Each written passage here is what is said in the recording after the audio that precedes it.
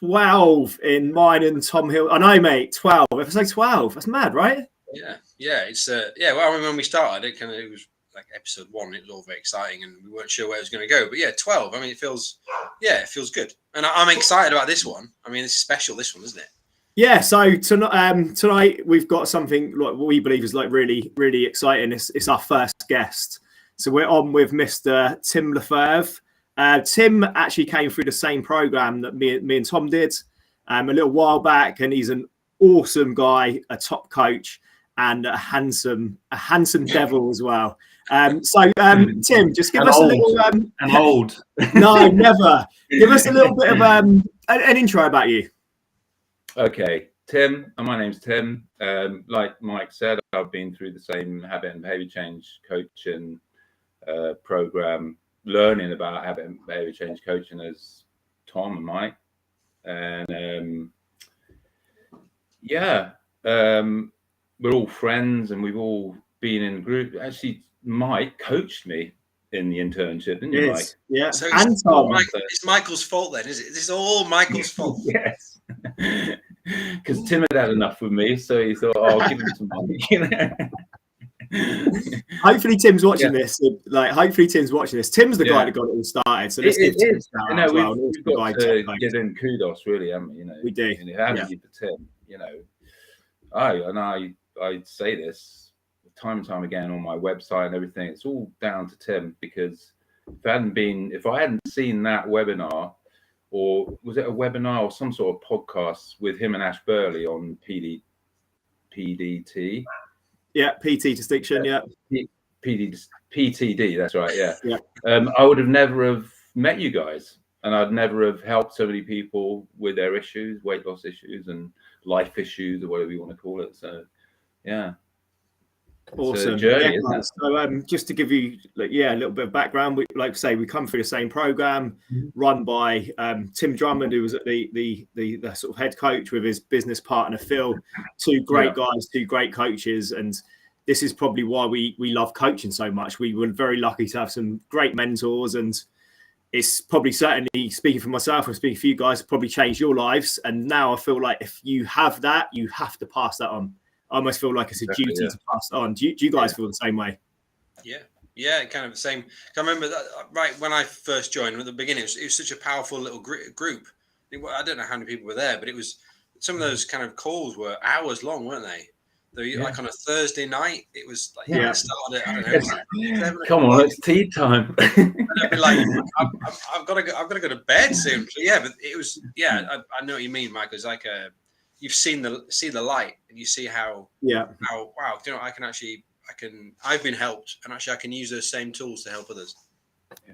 Yeah, nice. So like I said, guys, we always freestyle this, but we kind of have an idea of what we're going to do, but we pretty much freestyle. What we wanted to do is get Tim on today, because sometimes it's good to have a different perspective with a coach, see what conversations come up, and just go from there. So we were actually talking before we come on about stoicism. So Tim, do you want to just fill us in a little bit for maybe people that aren't too familiar with stoicism? Yeah, well, stoicism is quite a difficult thing to explain. It encompasses a lot of ideas, philosophies, but what I get from stoicism is a sort of calmness. And I think, when I'm coaching my clients, I think that's what they need right at the beginning. Just like I was saying, like, calm the fuck down. Weight loss isn't as difficult as you make it out to be, or you think it is. So I think something that I introduced to my clients early on in my program, and it's just to really just lay down a couple of things, a couple of easy steps for them to follow or take away, sort of on those first couple of coaching calls, where they can go and do something that's not that difficult. Yeah, and I think it's all about keeping it simple, isn't it? Really. Yeah, certainly the beginning, getting some, using that momentum, right? You're right. People come on and like, kind of, this is it, and I suppose it's similar to people in January kind of being all excited and kind of going at it hell for leather, and actually going, do you know what? Let's get some wins under our belt. Let's get some confidence. Let's learn some stuff, and let's kind of think, right, how is this going to help us long term? Yeah. So one thing I get them to do is to do something called the stoicism triangle of happiness, which is just 3 simple steps or 3 simple things they have to think about. Number 1 is do everything in your life to live to your higher self. So in terms of weight loss, that's like eat properly, you know, most of the time, because I think it's like you don't overwhelm them with like you got to be like strict, okay? You know, 80-20 is a good thing to sort of build up to. It ain't gonna happen straight away, but you know, most of the time, live to your higher self. So eat well, you know. Just quickly on that, Tim, if someone didn't know what their higher self was, or they're just not familiar with that term, what would that be? Because by the way, the reason I'm asking is I wouldn't have known until I become a coach. I'll be like, what we talk about higher self. So yeah, just so that like people that are listening are familiar with that. Higher self is like the best version of yourself that you can possibly be. Okay, so you go from being the person that you are now to someone you aspire to be, like maybe that fit, healthy, lean person that maybe you were in your 20s or 30s, and then life caught up with you and it slipped. And maybe you want to get back to that higher self physically, mentally, emotionally. Someone who always tries to do more, always tries to improve and be more, whether that's in health, fitness, relationship, business, whatever it is. Sort of, I sort of say it's almost like firing on all cylinders in life. Yeah. Yeah. So you get to that point where, and it's a lot of it is about visualization. So you got to visualize what that person is like. What's your maybe look, Tim, what's your visualization? How? Because I've got a way, a bit of a sci-fi buff. I've got a way of visualizing it for myself. How do you visualize it?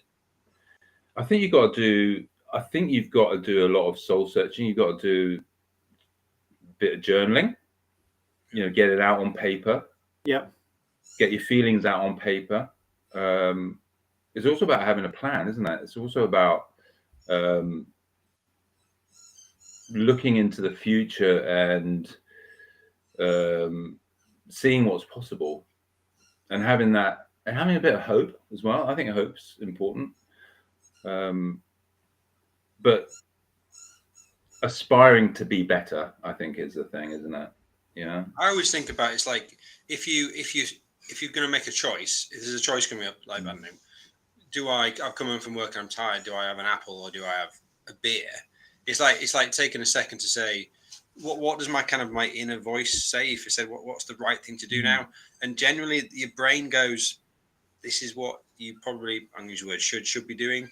And I feel like that's kind of your higher self tapping into it. And like I said, I'm a bit of a sci-fi buff. I like the idea of like the multiverse. I like films that involve like different. Michael's kind of rolling his eyes a bit, but I have like an idea. No, I'm just thinking of like Inception. That was the first thing I thought of. Yeah. I have like an idea about this. There's like unlimited versions of us somewhere, and somewhere over here, kind of on my left, is like the guy that's doing all the bad shit. And he's in a state and he's knackered and he's 42 and he probably looks about 62.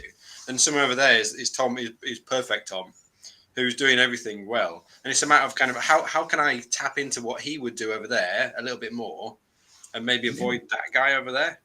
And that's that visualization works for me. And I kind of try and find a way of a similar thing working for the guys I work with. Yeah. Does that sound crazy? Does it sound mad, do I? No, it makes sense. I think it makes sense. And so, you know, you might get someone listening to this, Tim, and they might be saying, yeah, but I just need diet plan. I just need the exercise plan. Like, what would you say to them? Because I'm like, to me, this sounds like all like mindset work. And we probably all agree that that's the most powerful thing we all need to work on. So why do you think it's so important to have that vision of your higher self to move forwards? I think it's because that is a thing that's going to drive you forward. Nice. You know, diet plan's not going to really drive you forward. You know, a vision of hope of what you can achieve, you know, a positive vision of what's possible, you'll be drawn more to that. And in times when you feel like giving up, you can reflect on that, and that'll help keep you going. Does that make sense? 100%. I would look at that and feel like you want to feel like you're inspired to move towards something. Exactly. Yeah. A diet plan's not exactly inspiring. Yeah. Rather than like the other thing is like negative. It's negative motivation and positive motivation that you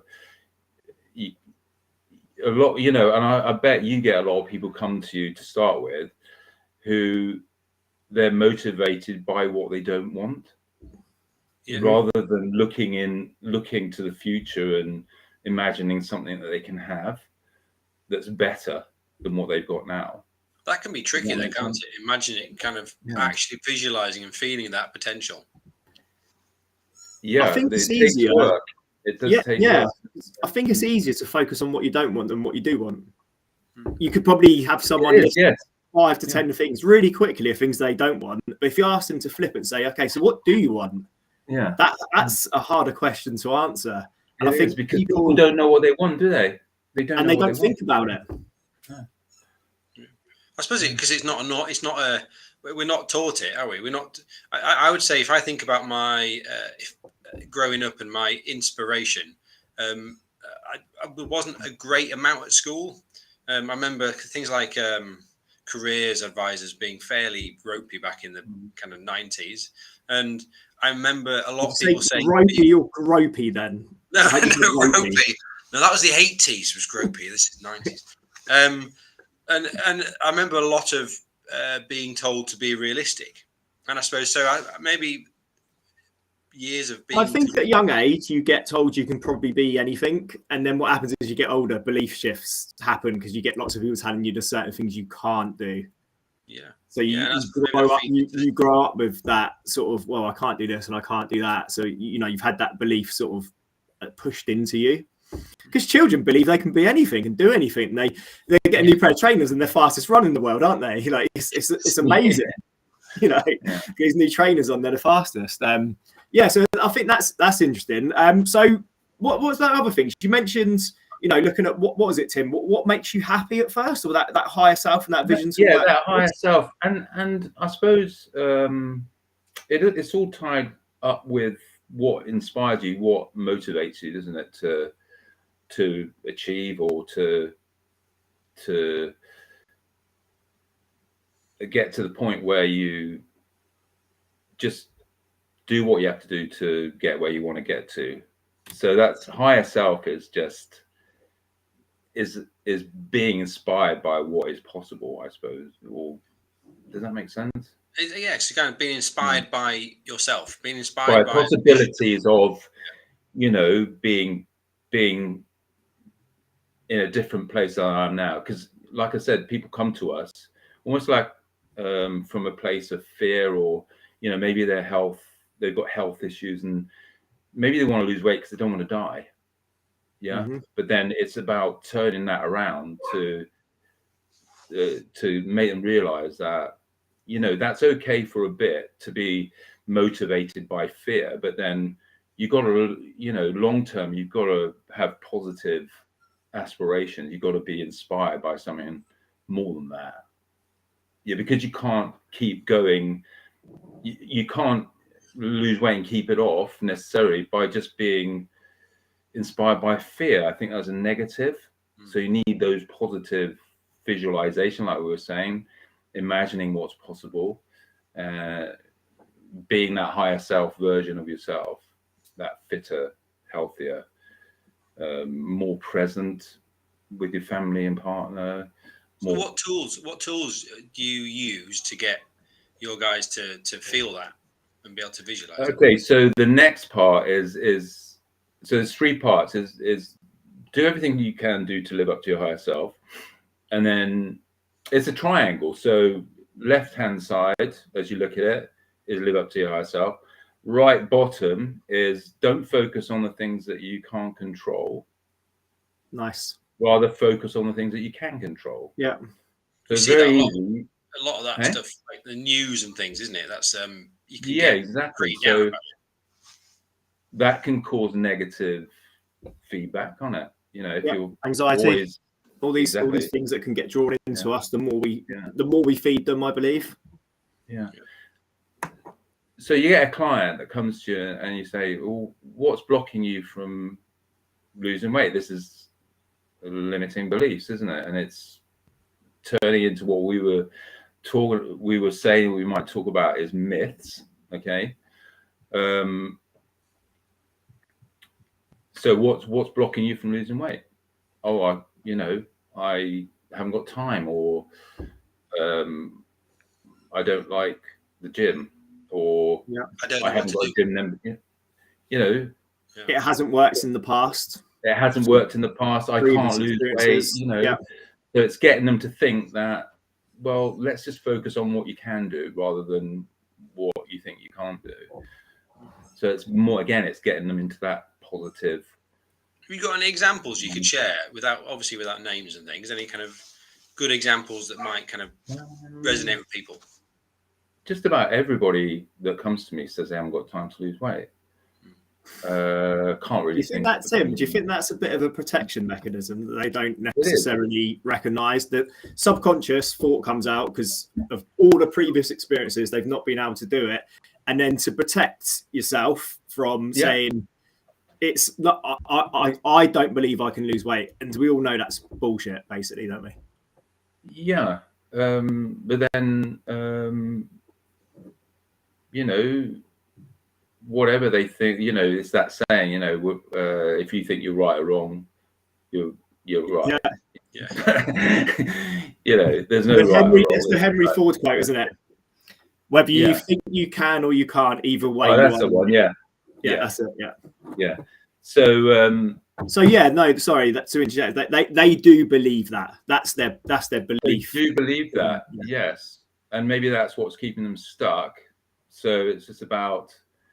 The triangle is great because it gives you three things to focus on. So live to higher self. Don't focus on what you can't control, but just do something. Yeah, that's the other thing. Like, oh, I can't. I haven't got time to exercise. Well, what time do you have? Because they're thinking, oh, I need more time to exercise. So I haven't got that time, so I'm not going to do anything at all. So it's about, well, what can you do? Can you go for a walk at lunchtime, or start off slow and then build it up? Or can you do 10 press-ups, or, anything's better than nothing type of thing, isn't it? 10 squats whilst the kettle's boiling. Yeah. I had that recently with a client who he enjoys exercise, and he's got his own little home gym and he enjoys doing it. He's got like a set kind of 45 minutes to an hour set workout, which he loves doing. And we went for a stage of him not doing it because he didn't have time to fit that exact thing in. Yeah. And it was like, what? Okay, could we do less? He's like, well, I'm not sure I want to do less. And I said, well, how do you feel about not doing anything? Well, I feel a bit shit. Okay, so right, what do you want to do about this? You can carry on kind of feeling shit because you haven't done anything, or we could just get it down and say, what can we fit in at this point? And we did, and we fit stuff in. And actually, in the end, he got up a little bit earlier. And I didn't tell him to. He got a little bit early and actually did his full workout. So I suppose it is that we have a belief that we can't do something, and it's like our brains don't make sense, do they? I mean, that doesn't make sense, does it? I'm not going to do anything, and I feel shit when I do nothing. So I'm going to do nothing because I can't fit in the exact perfect thing that I want to fit in. Yeah, and I think it's what Mike was saying. Our brains are wired to protect ourselves, aren't they? It's like looking into the conscious and the subconscious, and the subconscious is where all the dreams and aspirations, and also like negative thoughts sometimes, it's powerful. Yeah. So we need the conscious side of the brain to just direct it, to do the planning and do your schedule for the week, so then you can tap into the subconscious, that real powerful tool that you have. I think the two work together. To reach goals, isn't it? Really. I agree. Is that a bit deep? No. I think it depends where you are. You might come onto this and listen to us guys tonight, and you might have done some reading around subconscious and mindset and stoicism, all these things. I think there's like levels, isn't there? If you've never thought about mindset and visualization, you might come on and think, well, I'm not entirely sure, but then maybe you get a little nugget that you want to learn more about. The same as probably we have done. We've probably developed from learning more, not just through a coaching program, but the books we've read, and I think I always see it like you open Pandora's box in the self-development, you can't really close it, so I think everyone will come on at different levels on this call. Does that make sense? Yeah, like it makes sense to different people. But just on that, I think we go through a lot of our life because we're always so busy, just subconsciously making decisions all the time, probably 90% of the time. And it's until we take the time to slow down, to reflect and really think about, like what you talked about right at the beginning, Tim, what do we actually want? Yeah, what do we actually want? Is that like most people probably never ask themselves that question. So then how can you have a vision of where you want to move towards? No. That can be hard though. So going back to the work in the program, I remember doing the perfect day thing, where I'm kind of trying to visualize this perfect day in the future, which probably won't exist, but it was a vision, and it took me months to actually write it properly and feel it. Literally months. And every morning I'd get up and I'd do my little 10 minutes, and I'd go through the motions of reading it and not connecting with it and thinking, well, what is the point of this? And then it was just one day kind of clicked, and then I wrote this big long story, and I could feel it. But it took me a long time to actually get to that. So that was a surprise for me, because I thought I'll just write down what I want in my life. But I couldn't do it. Because you needed time to get to the place where you were really feeling it emotionally, didn't you? And that's hard. I found that difficult, actually. I had to say, I'd written in my original bit that my children were still the same age as they were now in 5 years' time. So I'd written that as them, so that I was going to give them cuddles in bed and read them stories. And there was a real sadness that actually, if I've got a vision of 5 years in the future, I had to say goodbye in that moment to my children, because they were going to be teenagers and they won't want cuddles from me. And I can feel it. It even feels a bit sad now thinking about it. Yeah. But how can I have a vision of the future that involves that? I can't. So how can I connect with it? Interesting. So that might be something a little bit deeper for people on this call and this live going. That's the power of the mind, though, isn't it? That was obviously something blocking you from writing that and completing it and connecting with it every day, and that can be happening in weight loss, but you wouldn't be aware of it. You just be like, oh, I can't lose weight, or I'm putting time or priorities in front of it. That's your obstacles. So identifying your obstacles, I think that's what you're talking about as well, Tim. Like identifying what are those limiting beliefs, what are those obstacles. Yeah, and I think with the with focusing on what you can control rather than what you can't. I think asking more questions, why? Why is something, like, why can't I exercise, or why haven't I got time to exercise? I think maybe sometimes it goes a little bit deeper than just you haven't got time, or there's something behind that, isn't there? Like maybe you don't believe that you can do it in the first place. So what is the point of doing it? Mm-hmm. Well, I used to sort of feelings, at school, I was not very good at. Well, I considered myself not very sporty. Whether that was true or not, I don't know. So I used to hate cross country. So I grew up thinking that I didn't like to exercise.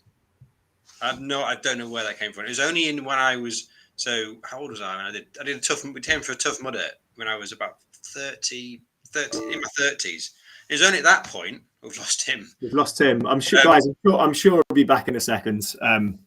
Maybe his laptop isn't charged. Exactly. Like I said, it was only at that point that I realised actually I quite enjoyed exercise and I was quite good at it. Yeah, so I had this belief. Yeah, of course. And these things can absolutely start at a young age. So it could be as simple as like, everyone had to do PE. There might be a certain sport that you're not that great at, because everyone has different levels, and sometimes you get a little bit better. But then imagine you start this sport for the first time and your teacher maybe puts you in the bottom set and you're feeling a bit rubbish about yourself, and then you go home and you try and play catch with your dad, and your dad goes, "Oh, you're useless at catching." Suddenly you've had those two things that happen to you in quick succession. You've not done well at the new sports school. Your dad's told you you're not very good at catching. He doesn't mean it, by the way. He just might just be a comment, because just comments can happen. And then suddenly you tell yourself you're not good at sports. Yes. But you're not good at sports. Just that time, you didn't happen to be. You could, who knows, in the future could have been one of the best persons at sports. I think we got Tim back. He's coming back. Hey. He's here, but you'll hear Tim, but we can't see you. I think he'll be on soon. So yeah, I think beliefs are really, really powerful, and like Tim said, isn't it? It's like so powerful. It's a bit like and a good example I like is finishing my plate of food. Which something I was told a million times. Right. I dropped off. Sorry. It's all right. So I was told a million times by my parents, and it was important that I'd finish my meal. So even now, if I have a plate of food, I will find it. It is a mental. I have to work mentally, not too hard, to not finish my plate of food, even though I'm totally full. Oh, that's not. I don't need that. I don't need that food, but it is so ingrained in me, and that's the power of the mind. It's the power that's subconscious. So a lot of it goes back to childhood, doesn't it? A lot of those habits and a lot of your beliefs and the way you were brought up and what your parents told you. Yeah. 100%. And I just said, as you dropped off, like Tom had that belief that he wasn't good at sports for whatever reason, and that can happen. You can just, like I was saying to Tom while she weren't on, you could have a new activity in PE and you're not that great at it the first time, and then you go home and play catch with your dad and you drop a few and your dad goes, "Oh, you're not very good at catch." Suddenly you've had those two things happen to you and you think you're not good at sports, whereas you could actually be really good at sports. It's just those two things happen close together. Your dad saying you're not very good, not being very good at the school one, and then suddenly you're like, "I'm not good at sports. I won't try all the other things." And it's not just sports. You get it in maths, English, all these things. So it's in the influence an adult potentially has on a child's life of what they say is really huge. Look, what we always like to do, Tim, is we like to give people specifics or a couple of things to go away and actually practice that will help them move forward. If you was going to give people listening something to go away and work on, what would you recommend for them? I didn't finish the triangle, so that might be something. Yes, cool. So the last point is... Did we get a link on the call afterwards as well? Is there a link that we can send so they can do maybe a bit of homework or read up on it? I could put something together. Do you have a model or something like that? All I've done is just I just created a something on Canva. Just stick it in the comments. Yeah. Comments. Yeah. So the last thing was take responsibility. Nice. So just take responsibility. Just do what you have to do. And stop making excuses. Because I think a lot of the time we just make excuses, like we were saying before, for things that we believe that we can't do. Yeah. Or, we just, because going back to the subconscious conscious, it's like we don't want to go out of our comfort zone, so we just say we can't do it. We make an excuse. Yeah. But like Michael said, it's protection, isn't it? It's protection, isn't it? Yeah. And I think as well, if you are blaming, and we talked about this last week, didn't we, Tom, about 9 times out of 10, the problem is a person problem. You can blame external factors and things can happen, but most of the time it's the things that you're not doing and, limiting beliefs, all these things. It's a personal problem. I think if you're always in, I call it victim mode, blaming external factors, you're not accepting responsibility, and you're also giving away your power. It's your responsibility to figure it out and do it, not give away your power to the external factors, because it's not them. You want to keep your power and be like, no, I'm responsible for whatever happens in my circle. Probably the best way to explain it. Yeah, I think the triangle keeps you in control of everything. It keeps you in control of your actions, doesn't it, going forward? And live to your higher self. Don't focus on what you can't control, and take responsibility. That's it. 3 things. You can't argue with those 3 things, can you? You can't. No, not really. Tim is a wise man, and that is why he was our first guest. I'm an old man. Wise. Thank you, Mike. All right. Anything you guys want to add? We normally say we aim for 20. It's never 20, so we've done half an hour. Anything you guys want to add on to this? Yeah, if you're trying to lose weight, just be patient with yourself. A lot of people they want it now, don't they? And and then when they don't get it, they beat themselves up, and then it all falls to pot. So think of it as a long-term journey rather than a sprint. And just take your time and don't beat yourself up if things don't go your way, and go back to the triangle and just start again. Yeah, absolutely. Yeah, I like it. Yeah, I agree. I think we all want it yesterday. It's just the way we live now. Human nature, isn't it? Yeah. Clients get so upset if they only lose a pound, and I'm like, if you lose a pound every week, that's 52 pounds in a year. Exactly. Yeah, It'll make a huge difference to your life, and you're probably not going to have to do anything too dramatic to lose that a week. We've proved it with our clients, haven't we? Yeah. Yeah. And time's a funny thing, isn't it? Because we think about the last year has gone like that, hasn't it? But the next year, is it? I have to wait until next year. It's the same. It's going to take the same length of time, the same gap. Like I've said, if you lose, I don't know, half a pound a week for the next year, you're going to feel fucking awesome in a year's time.